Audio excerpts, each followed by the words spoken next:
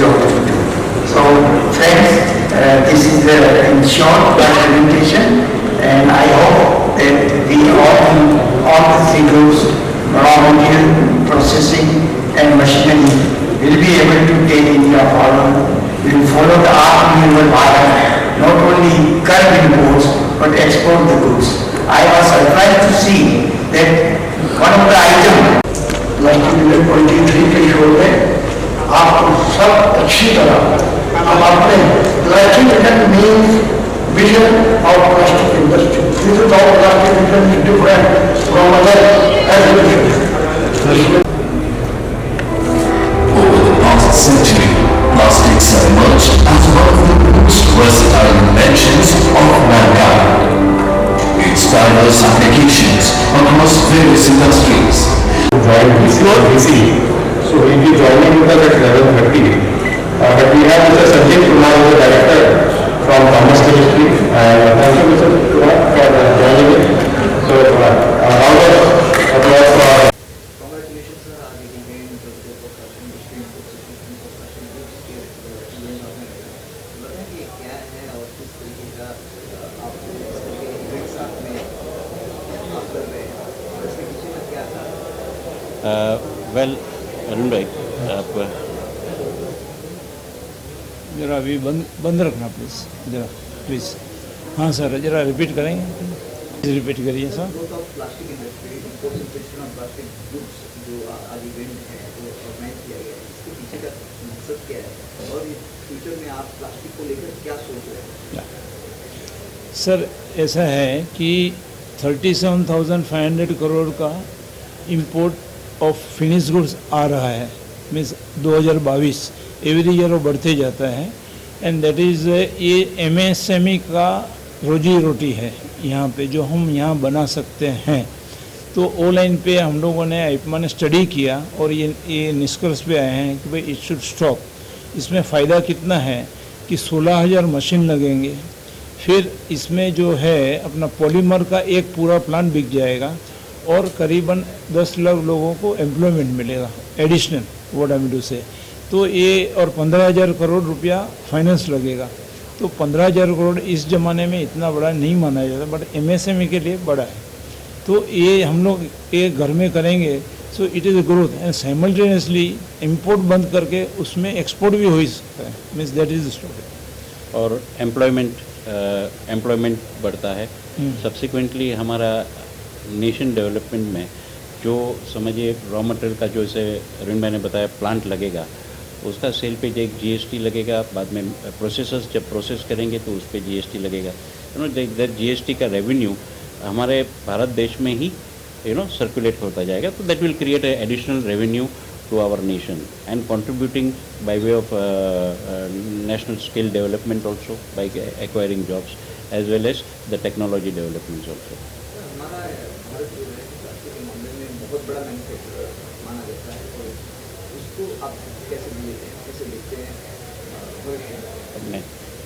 Well actually Bharat में हमारी जो average per capita consumption is around 14 to 15 kg है, whereas the average world capita consumption is around 35 kg। तो आज हमारे पास काफ़ी बहुत बड़ा गैप है और भारत की क्षमता है आगे और प्लास्टिक प्रोसेसिंग करने के लिए और प्लस ग्रेन्यूल्स की पेट्रोकेमिकल्स की कैपेसिटीज़ डालने के लिए हमको 35 किलो पे पहुंचने के लिए। तो we have a good bandwidth. उसके लिए जो आज जैसे ये हम इंपोर्ट सब्स्टिट्यूशन का स्टडी किए हैं, 35-40,000 करोड़ का जो इंपोर्ट सब्स्टिट्यूशन है, उसको अगर हम ये कन्वर्ट कर लेते हैं तो आज ये पर कैपिटा कंजम्पशन और भी बढ़ेगा, उससे और भी रोजगार बढ़ेगा और भी रेवेन्यू बेस भी बन सकता है। गवर्नमेंट की बात करें तो गवर्नमेंट होती है कि प्लास्टिक यूज़ करना खतरनाक होता है और बहुत चीज़ें ऐसे बताई जाती है, इसके पीछे आपकी क्या स्ट्रेटेजी होगी गवर्नमेंट को लेकर? वेल एक्चुअली प्लास्टिक्स यूँ देखा जाए it is a very necessary product. It is a poor man's product as well as the elite product also, elite man's product. आज प्लास्टिक आप सुबह में उठेंगे तो आपको पहला प्लास्टिक का टूथब्रश लगेगा, रात को सोने तक हज़ारों चीज़ हम प्लास्टिक से भी come across. It is very difficult to control on कि हम प्लास्टिक की यूज़ बंद करें। उससे हम लिटरिंग हैबिट्स जो है, आज प्लास्टिक क्यों बदनाम हो रहा है? Because of the littering habits. आज लिटरिंग हैबिट्स अगर हम कंट्रोल करते हैं और बाय वे ऑफ जैसे कि गार्डन्स में है या बीचेस पे है, जैसे फैमिलीज जाती है पिकनिक कर दिए, लिटरिंग हैबिट्स मतलब सिविक सेंस थोड़ा इम्प्रूव करती है, तो हमारे ये सब लिटरिंग की वजह से वेस्ट मैनेजमेंट पूरा कंट्रोल में आ सकता है. उससे अगर हमारी गवर्नमेंट उस पर थोड़ा और ध्यान दे लिटरिंग हैबिट्स पे, लाइक बीएमसीज है, मार्शल्स रखे, तो उससे एम्प्लॉयमेंट भी जनरेट होगा. वो लिटरिंग हैबिट्स कंट्रोल करेगा, वेस्ट इधर उधर नहीं जाएगा, यानी कि it will not go into the sea and other things, it will go in the right place और उसको रिसाइकल हो सकता है. And recycle plastics can be reused as many times also. So उसके फ़ायदे बहुत है. But because of the littering habits आज हमारे ओशंस में कहो या पब्लिक प्लेसेस में कहो या कोई गाय ने खा लिया, it's because of our littering habits. अगर हम खाली सिर्फ और सिर्फ लिटरिंग हैबिट्स पे ध्यान दें, सिविक सेंस पे ध्यान दें, 100% हमको अगर उसका आउटपुट मिलता है, तो I don't foresee any of this problems which is been highlighted. Sir, आपका like plastic plays a big role in life, daily life, that is true. But what is from your side, association side, that you have taken care to bring after the plastic? What association does support and what लोगों तक ये message कैसे आता है? तो necessary product आपको finally हमने हमारे यहाँ हम लोगों ने जो है वो हमारी कमेटियाँ काम कर रही हैं, एनवायरनमेंट कमेटी है वो काम कर रही है. अभी जो हमारी प्लास्टिक इमेज की जो एक क्या बोलते हैं, हमारा इमेज जो ख़राब है उनको सुधारने के लिए, मगर इसमें क्या है कि काफ़ी बड़ा इसमें पैसा लगता है. हमारी जो एसोसिएशन है, no doubt 75 years old association है, बट छोटे लोगों की है.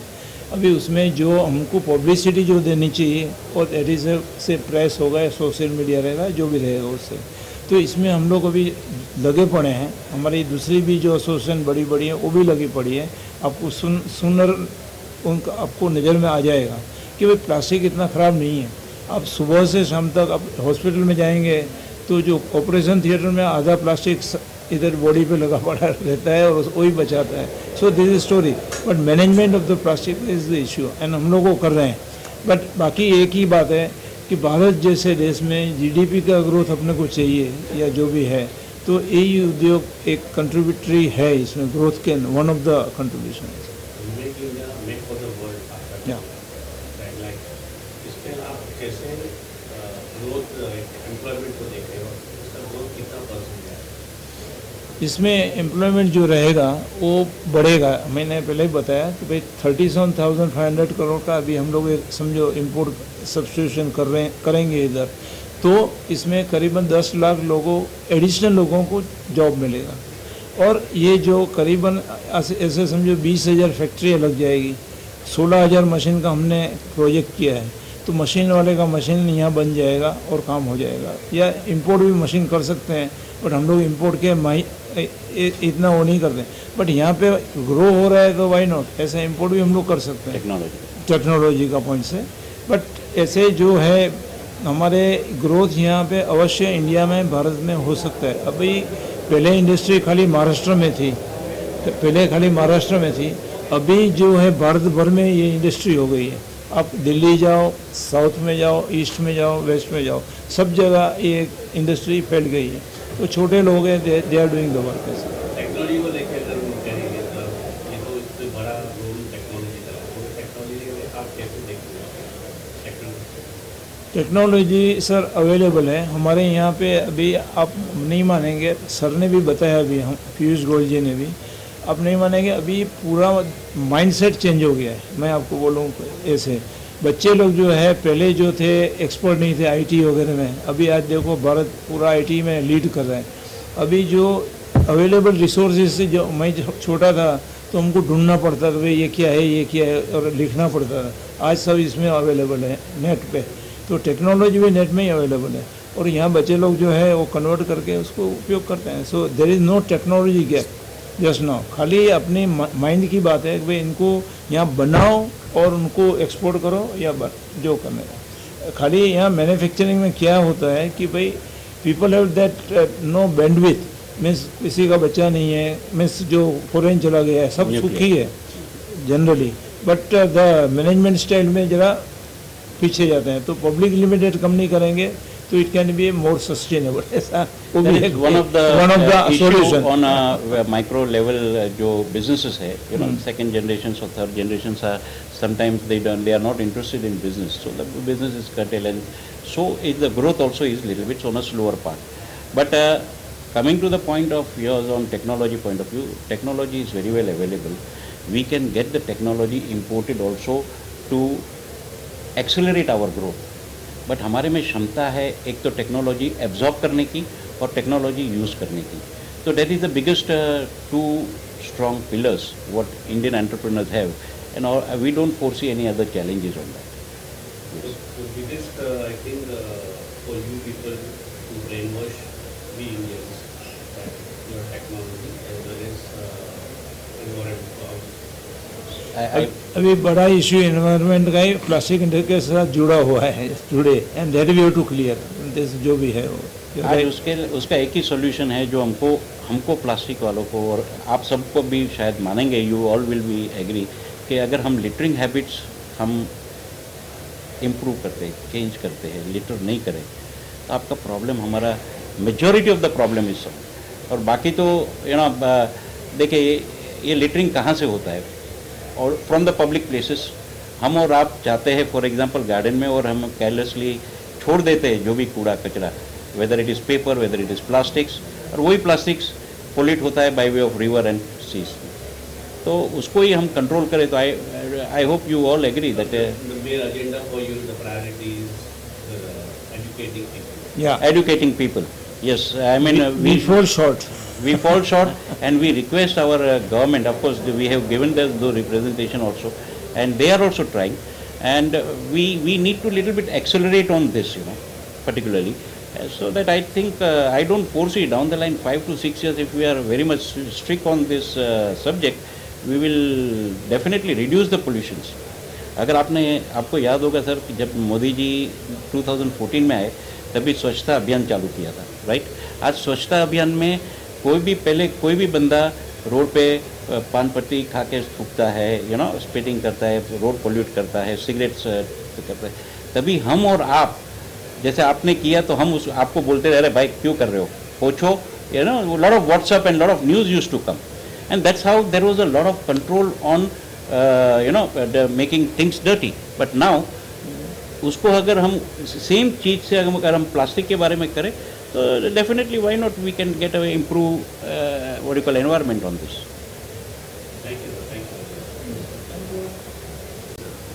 हाँ, अभी सर मैं थोड़ा हमारा ऑर्गेनाइजेशन के ऊपर बोलता हूँ. हमारी ऑर्गेनाइजेशन करीबन 77 years old association IPMA, and we have the what you call branches, not branches, zonal offices north east south west zone में है, एंड गुरुग्राम में भी हमारा है ओन ऑफिस है और हाउस है.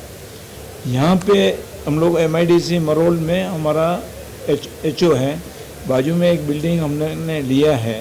तो वो क्या है कि हमारे जो मेंबर्स हैं उनको लगा कि we have a gap of technology, तो to bridge that gap we have establish that technology centre.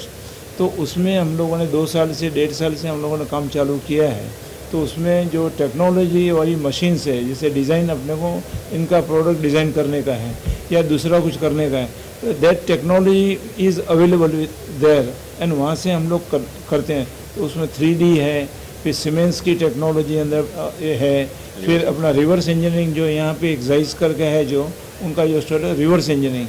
अभी हमको ये दुख कहाँ होता था कि हम लोग चाइना जाते थे, सब माल इधर आता था फटाफट, तो हम लोगों ने थोड़ा उधर नज़रिया किया भाई this are the equipments which is helping them to make the product faster. तो हम लोगों ने स्पीड टू मार्केट करके ए लाइन पे चालू किया है. सो दैट इज़ और एमटेक. वहाँ पे हम लोग बच्चे लोग को या किसी को पढ़ाते हैं, जो भी है शॉर्ट टर्म कोर्सेज हैं, एंड स्किल डेवलपमेंट काउंसिल का भी हमें लोगो मिल गया है, and we are giving skill logo also. तो we are giving the what you call to the people. That is number 1. Number 2 हमारा एक मेजर एक्टिविटी अभी आ रहा है December 5 को, जो है अपना प्लास्टिक विजन एग्जीबिशन. तो करीबन उसमें 1500 एग्जीबिटर आएंगे और 2.5 लाख विजिटर आते हैं. मेरी आपसे सबसे गुजारिश है कि भाई ये देखिए कि प्लास्टिक का उद्योग कैसा है.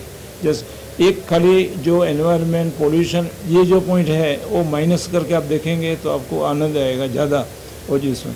सोल्यूशन में के लिए तो हम लोग बैठे हैं, हमारे कोई करने का है जो है ये लाइन की जो है वो।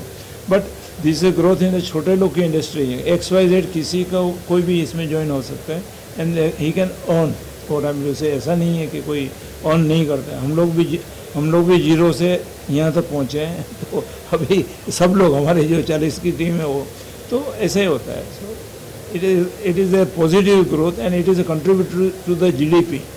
कंट्री का GDP को हेल्प करता है।